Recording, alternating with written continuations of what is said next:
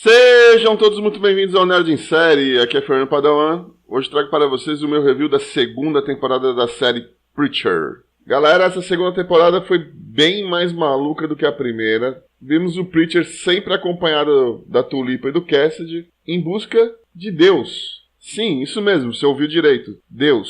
E como parte da maluquice, nós descobrimos que existe uma organização chamada Cálice. Todos muito bem vestidos de branco, com um maluco lá que é caolho como líder deles. E esses caras do Cálice, entre aspas, vão ajudar o Jazz a procurar por Deus. Nessa busca conhecemos, por exemplo, o tataraneto de Jesus. Sim, isso mesmo, Jesus teve um filho que foram gerando seus descendentes até o dia de hoje. Esse tataraneto de Jesus é descrito como o 25º, 28º descendente de Jesus, algo assim. Nós também tivemos a trama do Cassidy com o seu filho Dennis, que foi engraçada e bem interessante. O Dennis, o filho do Cassidy, ele é mais velho fisicamente do que o Cassidy, mas a gente tem que lembrar, né, que o Cassidy é um vampiro, logo ele não envelhece, não morre, etc e tal. E ficou bem engraçado, com um final ali um tanto quanto sinistro, por assim dizer. Quem assistiu sabe do que eu tô falando, né? Nós também tivemos o cara de cu, ele tá lá no inferno,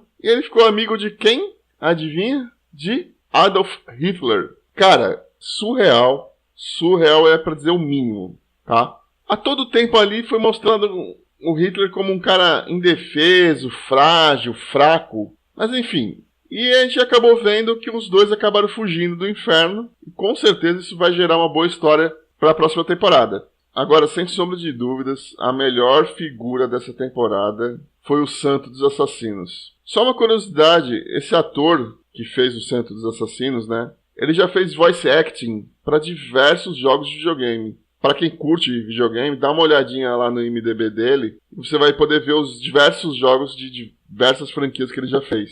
Bom, mas vamos falar aqui um pouquinho do Santo dos Assassinos. Cara, ele foi incrível, incrível. A gente viu o background do personagem, o que levou ele a ser esse cara vingativo. Nós podemos ver a fúria dele, a força que ele tem quando ele foi atrás do Jazz. Cara, muito, muito louco, mano. Bom, pessoal, em resumo, eu achei essa temporada um pouquinho mais complicada do que a primeira. Nós vimos essa organização, o Cálice, ajudando por interesse próprio o Jazz. Já quando ele precisou tomar aquela decisão derradeira, ele largou o Cálice, correu pra Tulipa e pro Cassidy pra ajudar os dois. Agora eu fiquei curioso em relação ao seguinte, né? Quando ele abandona ali o Herstar, que é o líder do Cálice, né? Pra ajudar a Tulipa e o Cassidy, o Herstar, ele tá com um pedacinho da alma do Jazz.